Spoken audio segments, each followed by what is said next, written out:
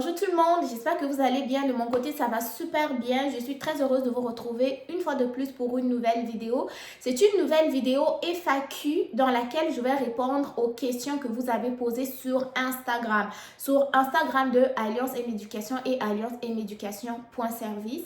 Donc la vidéo va durer une vingtaine de minutes comme nous avons fait dans la vidéo FAQ partie 1. Donc aujourd'hui, c'est la partie 2. Mais s'il y a toujours des questions, je vais continuer partie 3, partie 4, partie 5 jusqu'à ce que je puisse vous répondre le plus possible. Donc, on commence tout de suite avec la première question qui m'a été posée par Myriam sur Instagram. Myriam a écrit ceci. Bonjour Alliance, comment vas-tu? J'ai un souci avec ma procédure d'études au Canada. Si le garant financier n'est pas un membre de ma famille, comment justifier cela? Bon, j'ai déjà répondu à cette question dans une de mes dernières vidéos, en tout cas de mes vidéos précédentes, mais c'est pas grave, je vais recommencer. Sachez que vous pouvez avoir un garant qui n'est pas un membre de votre famille. Cependant, cette personne-là doit justifier la raison pour laquelle il veut être votre garant, notamment en remplissant un formulaire qui s'appelle soutien financier, formulaire de soutien financier, où cette personne aussi peut rédiger une lettre explicative, ok? Donc, la fameuse lettre de soutien financier, je vais vous la mettre enfin dans la barre de description d'infos de cette vidéo. Sachez que tout le monde peut être votre garant. Cependant, si c'est un ami qui veut être votre garant, premièrement, il va rédiger une lettre de soutien financier et démontrer aussi par quelques preuves que vous et lui, vous avez un certain lien d'amitié. Ok, donc vous pouvez joindre des photos, des conversations WhatsApp, des conversations, des textos, ok, quelque chose de palpable en fait qui démontre une certaine relation entre vous et cette personne-là, ok? Donc, Myriam, j'espère que j'ai assez répondu à ta question. Si ce n'est pas Myriam, mais à toute personne qui se pose également la même question. Mais si vous voulez plus de contenu à ce sujet, je vous invite d'aller regarder une vidéo que j'ai déjà fait à ce sujet, ok? Deuxième question, bon, lui, il n'a pas écrit tout court, hein, c'est là que j'ouvre son message, il dit « Salut, j'ai quelques questions à vous poser, frère ou sœur, quand vous avez des questions à poser, posez-les directement, c'est pas à moi de venir, oui, je t'écoute, dis-moi, qu'est-ce que tu veux savoir ?» Bon, pose ta question directe, parce que là, il faut que je réponde « Oui, pose-moi ta question, en fait, vous voyez ?» Donc, évitons un peu de gaspiller le temps qu'on peut passer en aidant les autres, mais vous, là, il faut qu'on vous réponde d'abord ceci, cela, ok? Donc, voilà. Ça, c'est une question de Needle Alicide. Needle Alicide. Il dit bonjour, bonsoir madame. J'ai commencé à visionner vos vidéos très récemment. Je suis une étudiante en médecine et j'aimerais poursuivre mes études en médecine au Canada. Pourriez-vous m'aider en ce sens? Bon, les amis, laissez-moi vous dire une chose. La médecine, le domaine de la santé au Canada, c'est toute autre chose. C'est pas comme là où vous étudiez actuellement. Si vous voulez étudier en médecine au Canada, vous devez obtenir une demande d'admission dans une faculté de médecine. Sachez que si vous commencez par exemple la médecine en Tunisie ou au Maroc et que là vous êtes à la 4e année, vous n'allez pas venir continuer la 5e année ici, ok? Vous devez commencer votre procédure d'admission comme tout le monde. Ensuite de ça, pendant qu'ils vont étudier votre admission, ils vont faire en même temps la reconnaissance des acquis parce qu'ils font ça, ouais. Évaluation comparative et tout. Là, ils vont pouvoir vous donner un niveau. Vous dire soit vous recommencez la première année, soit vous êtes en 2e année, soit en 3e année et tout. Mais ne prenez pas déjà pour acquis que je suis en 5e année en Tunisie ou à Cuba, peu importe, je vais venir continuer. Ici, là, continuer, on continue pas. Des fois, on recommence. Si on est chanceux, pendant que l'école fait l'évaluation comparative de nos diplômes, on va avoir un niveau supérieur. Mais généralement, tu ne peux pas poursuivre un cursus, pas un cursus, mais une classe que tu as commencé à l'extérieur au Canada parce que c'est pas déjà le même système éducatif, c'est pas le même contenu, c'est pas la même façon d'évaluer, c'est pas... oui, la médecine en général va rester la même, mais ici, vous savez, la technologie évolue, le système de santé aussi évolue. Donc, des fois, le modèle que vous allez utiliser dans votre pays, ça ne sera pas le même modèle que vous allez venir utiliser au Canada. Donc, prenez le temps de vous renseigner sur les facultés de médecine. Et j'ai déjà fait une vidéo qui parle comment étudier la médecine au Canada. J'ai plus de 800 et quelques vidéos sur YouTube. Sachez que c'est une bibliothèque dans laquelle vous allez trouver tout ce que vous recherchez. Ok, donc pour la médecine, là, c'est ça. On continue. Ça, c'est... Bon, lui aussi dit salut, madame. Bon, là, c'est la question de Pamela Grasse. Pamela Grasse, excuse-moi, tu m'as écrit depuis longtemps. Je n'ai malheureusement pas eu le temps d'ouvrir ton message.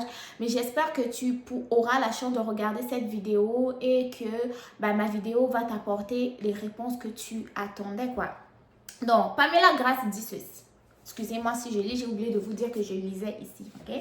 Pamela Grasse dit ceci. Je suis Pamela, étudiante en licence 3 en soins infirmiers à l'INFAS Abidjan. Je suis en attente de mon résultat de fin de formation. J'ai vu votre page sur Instagram et vous avez parlé de l'immigration au Canada. Je suis vraiment intéressée par l'immigration au Canada, surtout pour y travailler en tant qu'infirmière. Si possible, est-ce que je peux avoir le montant de la procédure pour travailler en tant qu'infirmière au Canada? Bon, Pamela Grasse, moi, les vidéos que je publie, ce n'est pas des offres d'emploi, surtout pour les infirmières, c'est autre chose. Je t'invite à aller regarder la première vidéo FAQ que j'ai sortie dernièrement sur ma chaîne YouTube. Elle va amplement répondre à ta question et je te recommanderais de ne pas simplement t'arrêter sur Instagram si tu recherches l'information sur les études au Canada. Regarde sur YouTube, il y a beaucoup de créateurs de contenu qui en parlent et moi aussi d'ailleurs j'en parle. J'ai déjà 3 à 4 vidéos qui parlent des soins infirmiers au Canada, principalement au Québec. Comment intégrer la formation lorsque tu es infirmière étrangère, comment intégrer l'emploi et tout. Donc je t'invite fortement à faire un tour sur ma chaîne YouTube aussi. Tu vas trouver plus de contenu en ce sens-là. Là, on va maintenant à la question de Jaco Kinji. Jaco Kinji, son nom est vraiment intéressant. Bonsoir Alliance, juste savoir comment être en communication avec vous. Bon, premièrement, pour être en communication avec moi, c'est comme ça, soit sur Instagram, soit dans les commentaires YouTube, ou vous allez sur mon site internet où vous allez avoir accès directement aux services qui vous intéressent. Si vous avez besoin d'un accompagnement pour une demande d'admission, besoin d'un accompagnement pour la rédaction d'un CV canadien, besoin d'un accompagnement pour la rédaction d'une lettre de motivation, besoin d'un accompagnement pour rechercher un emploi au Canada, besoin d'un accompagnement pour trouver un logement au Canada et j'en passe, rendez-vous directement sur mon site internet alliancemducation.service, sélectionnez le service qui vous intéresse. Moi, je vais recevoir votre requête et entrer en contact avec vous pour vous accompagner. Ok, donc c'est de cette manière-là que vous pouvez entrer en contact avec moi parce que je ne donne pas mon numéro sur les réseaux sociaux. Mon numéro est uniquement pour mes clients. Mais je suis toujours là à répondre sur Instagram, sur YouTube, comme je le fais en ce moment. Donc, ça, c'était la première question. L'autre, je vous ai écrit sur ton compte, mais jusque-là, pas de retour. J'ai tellement besoin de votre aide. S'il vous plaît, répondez-moi. Je vais simplement vous expliquer. Bon, dans ce sens-là, j'aurais préféré que vous m'expliquiez directement la situation pour que je vois si je peux vous aider directement. Cependant, si vous avez besoin d'un accompagnement, comme je le répète toujours, allez sur mon site internet parce que vous m'écrivez de partout. Ok, vous m'écrivez sur Facebook, sur Instagram, sur YouTube, sur TikTok. Mais regardez-moi, j'ai 2 mains, je ne peux pas répondre à tout le monde parce que je ne passe pas tout mon temps non plus sur les réseaux sociaux. Il faut que j'aille travailler, ok, parce qu'il faut que je paye mes factures. Vous-même, vous connaissez la vie au Canada. Donc, c'est ça. Si c'est trop pressé, écrivez directement la question. Si vous avez besoin d'un accompagnement urgent, rendez-vous directement sur le site internet. C'est de cette manière-là que vous pouvez avoir une réponse très rapide à vos besoins. Ok, ça c'est la question est, comment ça bégaye déjà? La question de Mustapha. Salut madame, j'espère que vous allez bien. Oui, je vais bien aussi, merci Mustapha. Au fait, je fais environ 2 semaines. Je suis en train de regarder vos vidéos sur le Canada. Bref, Je suis vraiment intéressée à partir y reprendre dans une des cours en infirmerie, aide-soignant et autres secteurs. Ok, bon, là tu vas un peu partout. Infirmerie, aide-soignant, choisis déjà un. Soignant ou autre secteur prometteur. Bon, secteur prometteur, il y en a 5. Choisis un, frère. Prometteur, si vous me proposez.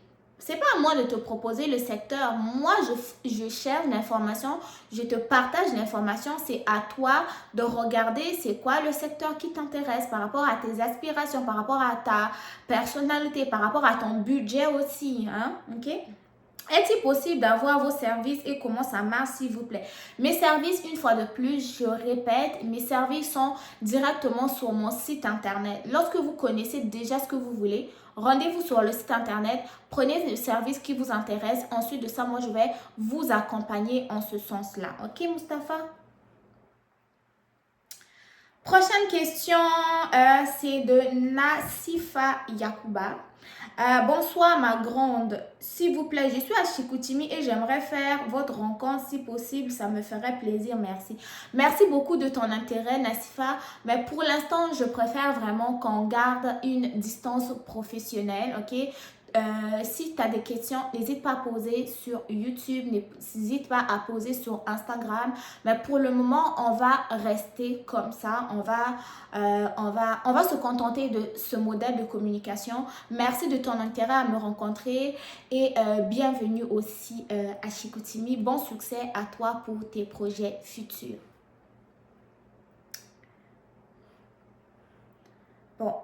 Ça, c'est la question de Hervé. Hervé, salut madame, aidez-moi à faire le CV canadien. Bon, Hervé, comme j'ai répété, pour le CV canadien, rentre sur mon site internet alliancemeducation.service et je vais pouvoir répondre avec plaisir. Prochaine question de Nurse. Nurse, c'est vraiment le nom de la personne sur Instagram. Et je remarque qu'il y a beaucoup de questions sur les soins infirmiers. En fait, si c'est quelque chose qui vous intéresse, un domaine qui vous intéresse vraiment, n'hésitez pas à me le dire dans les commentaires. Je suis là-dedans. Ça va me faire plaisir de vous faire 1001 vidéos à ce sujet parce que ça revient beaucoup dans les questions sur Instagram. Hein. Ça revient beaucoup. Donc, Nurse a posé sa question en disant « Salut, j'ai une question dans le domaine parce que je suis aussi un infirmier. Est-ce que c'est possible de m'aider pour venir et travailler au Canada? » Bon, venir et travailler au Canada, comme je l'ai dit et redit dans la vidéo FAQ partie 1. Premièrement, équivalent de diplôme auprès du MIFI si vous voulez travailler au Québec. Deuxièmement, évaluation comparative auprès de l'OIQ. Une fois que l'OIQ prend la décision, c'est lui qui va pouvoir vous donner un niveau, soit infirmière avec DEC, infirmière avec BAC. Une fois que vous avez les deux documents, évaluation comparative, évaluation du MIFI, vous allez pouvoir espérer postuler sur des offres d'emploi et la plupart du temps, c'est des recrutements internationaux dans le domaine de la santé. Mais pour commencer, ça vous prend ces deux éléments-là. Bon, là, c'est toutes les questions que j'ai eues sur Instagram, sur la page alliancemeducation.service. Là, je reviens sur YouTube pour répondre à d'autres questions parce que nous avons encore 7 minutes derrière nous parce que j'ai dit que je vais faire une vidéo de 20 minutes. Donc, si nous retournons sur YouTube, là, j'ai une question de Cyrine. Bonjour Alliance, j'ai fait une inscription à l'UQTR depuis janvier 2023 et j'ai raté l'éducation cause de l'accouchement. Je renouvelle l'inscription pour septembre. Quand tu dis tu as raté cause de l'accouchement, j'imagine que tu étais déjà au Québec, tu voulais aller commencer ton cours, là maintenant tu étais enceinte, tu es allée accoucher et là tu veux te réinscrire pour septembre. Et encore, j'ai raté parce que j'ai pas le budget. Bon, au début, tu avais le budget, mais tu es tombée enceinte, tu es allée accoucher. Tu as fini d'accoucher, là, tu voulais te réinscrire pour septembre, mais malheureusement, tu n'avais pas le budget. Et maintenant, je veux te questionner. Est-ce que je peux voyager ou non? Je peux voyager ou non? Bon, il y a trop de questions en fait. Est-ce que je peux voyager ou non? Est-ce que le service d'immigration me permet de sortir en vacances d'un mois? Et est-ce que je peux faire le retour, une autre inscription pour janvier? Bon, il y a beaucoup de questions en fait, je suis mélangée. Premièrement, est-ce que C'était quoi en fait? Est-ce que je peux voyager ou non? Bon, voyager là-haut. Tu es ici. Tu n'étudies pas. Tu n'étudies pas parce que tu n'as pas le budget. Tu veux voyager pour un mois. Tu veux aller où? Ok, ça c'est la première question. Est-ce que le service d'immigration me permet de sortir en vacances d'un mois? Immigration Canada te laisse sortir pendant ta période de vacances, bien sûr. Est-ce que je peux faire retour une inscription pour janvier 2025? Ben, pour janvier 2025, c'est pas à moi de te dire que tu peux faire l'inscription. Tu dois contacter ton école, l'UQTR, parce que c'est là que tu as essayé d'étudier depuis 2023, ça marche pas, 2024, ça marche pas, 2025, c'est pas moi qui va te dire tu peux. Essaie de regarder. Si ton université te dit oui, tu peux, tu vas faire. Si ton université te dit non, tu peux pas faire, là, tu vas devoir redemander une demande d'admission dans une autre université pour aller étudier là-bas. Donc, c'est ce que je peux répondre à ta question. Prochaine question, Ariane. Bonjour Alliance, j'espère que tu vas bien. Merci beaucoup, je vais très bien. Je vous ai écrit à plusieurs reprises, mais sans suite. J'ai besoin de votre aide pour introduire ma demande de permis d'études et je voudrais connaître les modalités de paiement. Bon, déjà, Ariane, j'en profite de répondre à Ariane et à toutes les personnes qui auraient la même question. Je ne suis pas une consultante réglementée en immigration canadienne. Donc, tout ce qui est permis d'études, je ne fais pas. Tout ce qui est demande de visa, je ne fais pas. Tout ce qui est demande de résidence permanente, je ne fais pas. Tout ce qui est demande de citoyenneté, je ne fais pas. Ce sont des dossiers auxquels je ne touche pas, je fais. Si vous avez des questions à savoir, quels sont les documents, où est-ce que je vais faire, combien ça coûte, je vais vous partager l'information avec plaisir. Mais moi, je n'irai pas faire la procédure à votre place parce que je n'ai pas étudié dans ça. Ok? Donc, c'est ce que je peux te répondre. Donc, ce que tu peux faire, c'est de trouver un conseiller réglementé en immigration qui va t'accompagner. Sinon, tu peux regarder nos multiples vidéos sur YouTube, notamment les dossiers dont tu as besoin pour faire ta demande, combien est-ce que ça coûte, où est-ce que tu vas aller faire. Ok, donc tout ça là, c'est sur YouTube. Tu peux aussi trouver cette information très facilement sur Google. Excusez-moi, je prends une petite gorgée.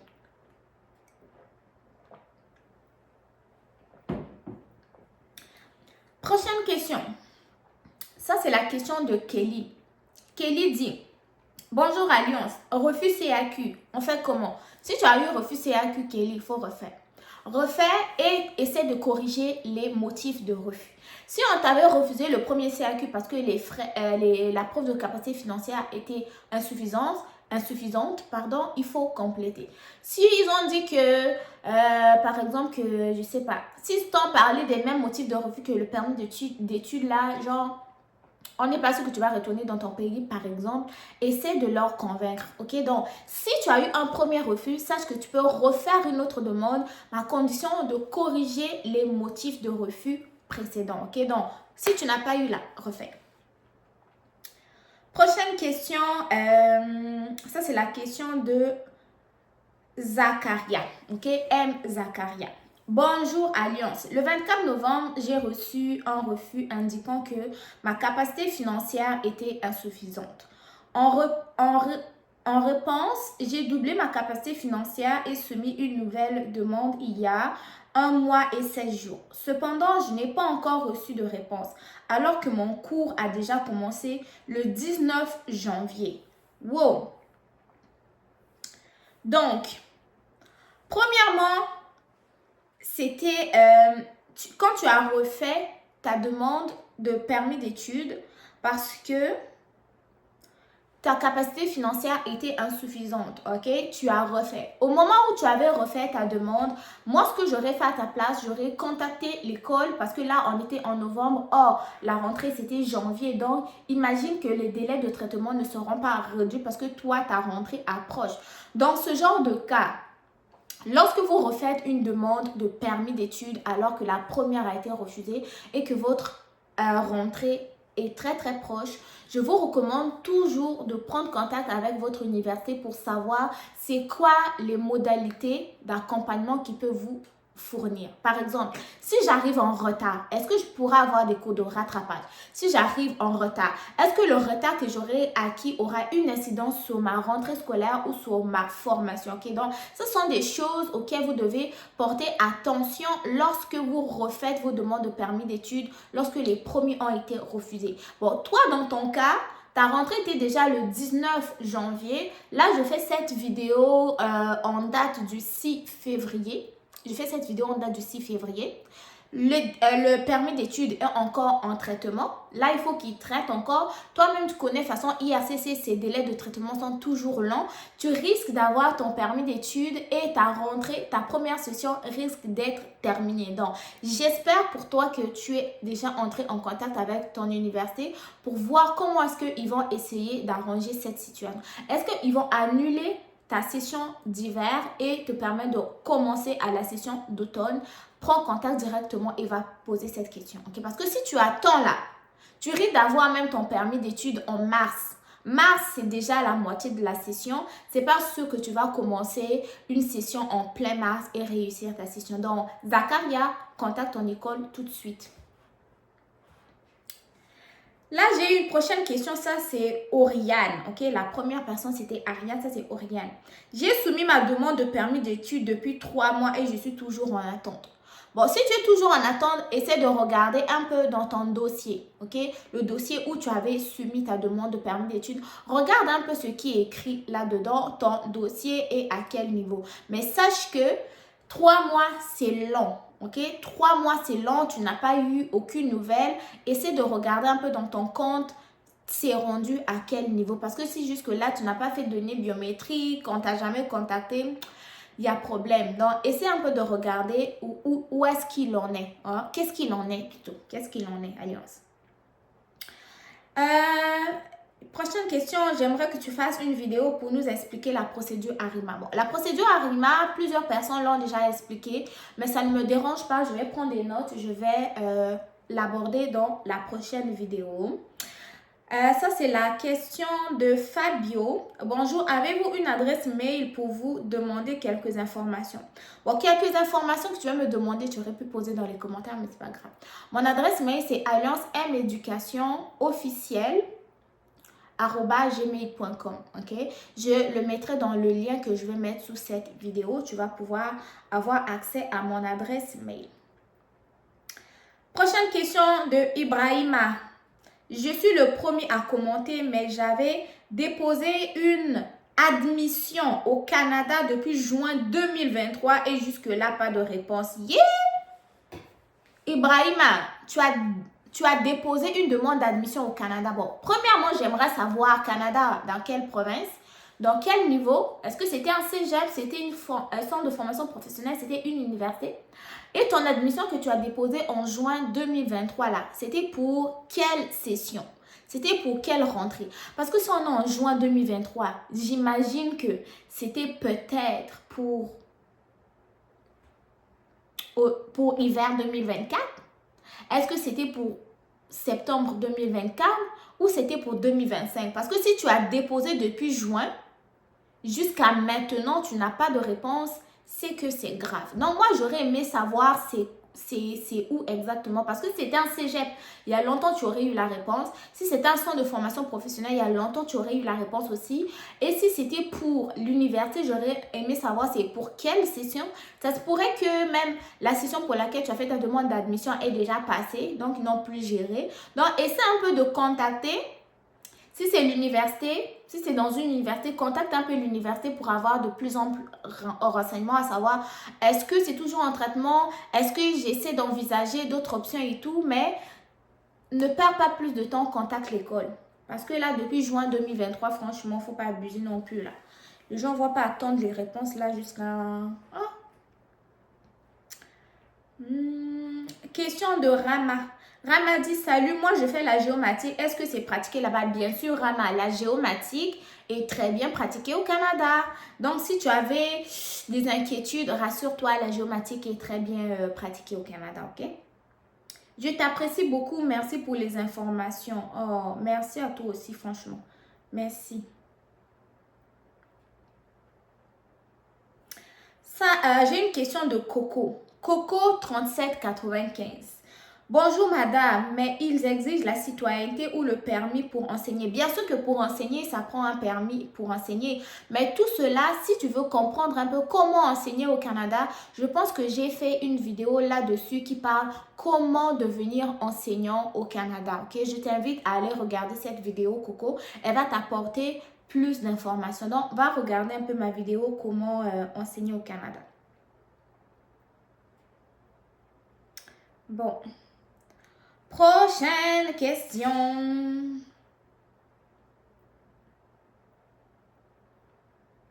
Donc, on va prendre une dernière question, puis on va partir. Là, j'ai la question de Alex. Salut ma chère, s'il vous plaît, est-ce que si je suis un demandeur d'asile, je dois avoir un permis d'études pour faire une formation AEC petite enfance? Merci, j'attends vos réponses. Bon, ça là, pour étudier au Canada, hein, tu dois avoir un permis d'études. Si ta formation dure plus de 6 mois. Si c'est une formation de moins de 6 mois, tu n'as pas besoin d'un permis d'études. Mais si toi, tu es un demandeur d'asile, sache que les demandeurs d'asile, là, il y a des choses qu'ils peuvent faire, des choses qu'ils ne peuvent pas faire. Le mieux que je peux te renseigner sans pour autant t'induire en erreur, contacte un peu l'école dans laquelle tu veux faire ta formation, ton AEC, et pose-leur ta situation. Okay? Parce qu'il y a des places où ils vont t'autoriser à faire la formation et il y a des endroits qui ne vont pas t'autoriser à faire la formation. Et je ne sais pas non plus ton AEC, là où tu vas la faire, elle dure combien de temps, okay? Parce qu'il va y avoir des AEC qui vont être très très courts, des AEC qui vont être un peu plus longs. Donc dans ton cas, si ton AEC dure plus de 6 mois, sache que tu auras besoin d'un permis d'études. Mais si c'est moins de 6 mois, tu n'en auras pas besoin. Donc voilà. Donc les amis, la vidéo était censée durer 20 minutes, mais là on est arrivé à 26 minutes. Tant mieux si j'ai essayé de répondre le plus possible que je pouvais. Si vous avez aimé la vidéo, dites-moi dans les commentaires que je continue à faire des FAQ ou qu'on passe plutôt avec des directs. Pour les autres sujets, on va continuer à faire des vidéos comme d'habitude, mais j'avais quand même des questions auxquelles je devais répondre assez rapidement parce que les questions n'arrêtent pas d'arriver. Donc, je vous souhaite bon succès dans vos différentes démarches. Prenez soin de vous. On se dit à très très bientôt pour une nouvelle vidéo. Merci à vous tous qui répondez dans les commentaires. Merci pour vos mots gentils. Vous savez, c'est avec vous je suis venue dedans, c'est avec vous je reste dedans. Donc, bon succès à tous. D'ici là, on attend toujours des nouvelles de IRCC. Dès que j'ai l'information, je vous partage avec plaisir. N'oubliez pas d'aller me suivre sur mes différents réseaux sociaux, Facebook, Instagram, TikTok et même Thread aussi. Donc voilà, laissez-moi vos commentaires. N'oubliez pas de mettre des pouces bleus pour aider au référencement aussi, avec que nous puissions agrandir la communauté. Donc d'ici là, on se dit à très très bientôt pour une nouvelle vidéo. Bye!